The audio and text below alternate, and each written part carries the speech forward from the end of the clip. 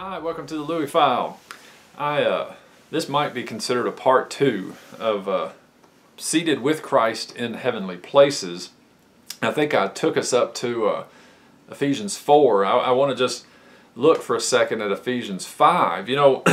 Well, actually, let's jump ahead again. I want to do this one more time. In Ephesians 6, we're told, Ephesians 6, verse 12, it says, "For our struggle is not against flesh and blood, but against the rulers, against the powers, and against the world forces of this darkness, against the spiritual forces of wickedness in the heavenly places."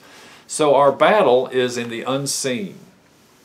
There is a war going on. There is a spiritual battle, no doubt about it. And I, for one, don't know if I've ever heard anyone say what I'm about to say. I'm not saying it came up originally to me, but what exactly is spiritual warfare? What is it? In Ephesians 6 it tells us to stand and do all we can to stand and stand some more, and it talks about standing in the armor.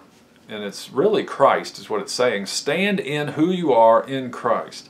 So that's the real battle right there, isn't it? To stay in who you are, to always be mindful of who you are. And I think that's what Ephesians 5 is telling us. I'm just going to point out a couple of verses here. In Ephesians 5, 1 and 2, it says, "Be imitators of God as beloved children, and walk in love, just as Christ also loved you and gave himself up for us, an offering and a sacrifice to God as a fragrant aroma." So one weapon that's not named over here in Ephesians 6, but it is here in 5, is to walk in love.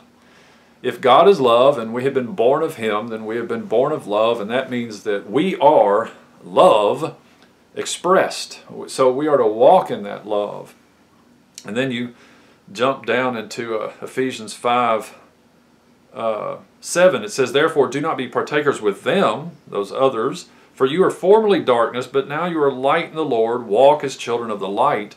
For the fruit of light consists in all goodness and righteousness and truth." So we're called to walk in love because we're children of God, children of love. And now we're told to walk as children of light. You know why? Because that's what we are. That's who we are. We don't have to try to be children of light. We just walk in who we are. So we put off those unfruitful deeds of darkness and we walk in light, which means goodness and righteousness and truth.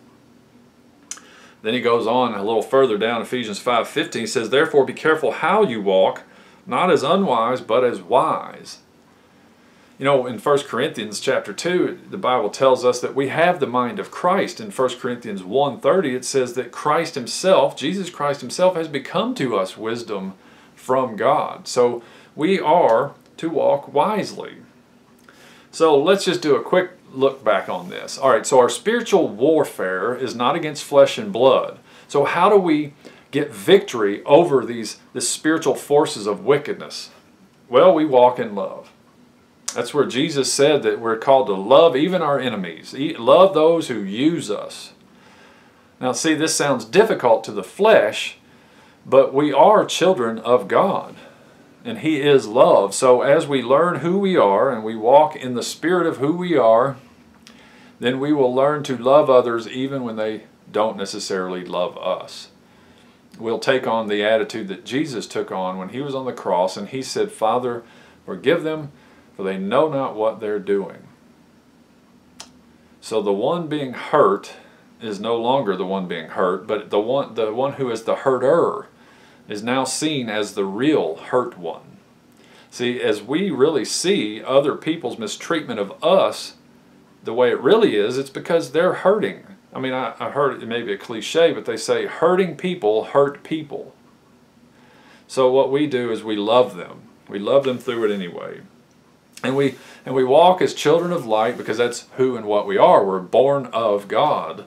So we stop living in the darkness and we start walking wisely. So those are 3 ways that we overcome these spiritual forces of wickedness. Is we love and we walk in light and we use wisdom. Wisdom from God. All right. Thanks for watching. I'll see you next time.